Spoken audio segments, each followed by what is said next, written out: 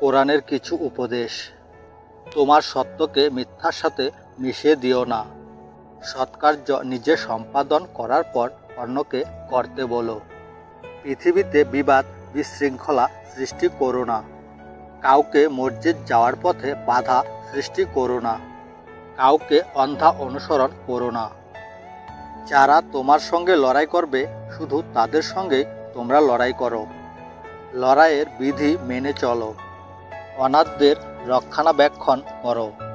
সদ্গুণ দেখে শাসক নির্বাচন করো। গোপন তথ্য অনুসন্ধান করো না এবং পরনিন্দা করো না। সম্পর্ক তাদের বিবাহ করো না। অন্যায়ভাবে কারো সম্পদ ভক্ষণ করো না। পরিবারের উপর কর্তৃত্ব চালাবে পুরুষ।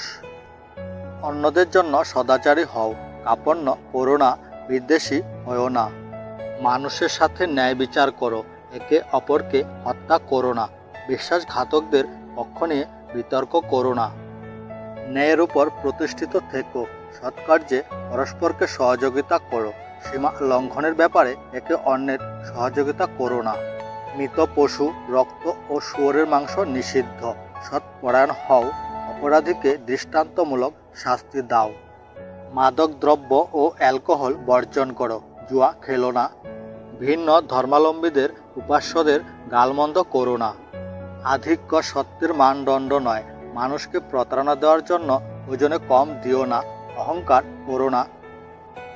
অন্যদের ত্রুটি বিচুক্তি ক্ষমা করো। যুদ্ধে পশ্চাৎমুখী হয় না। যারা নিরাপত্তা কামনা করছে তাদের সহযোগিতা করো ও নিরাপত্তা দাও। কেউ কারো পাপের বোঝা বহন করে না। পিতামাতার সাথে সৎ ব্যবহার করো। পিতামাতাকে অশ্রদ্ধা করে কোনো কথা বলো না। অর্থ অপচয় করো না।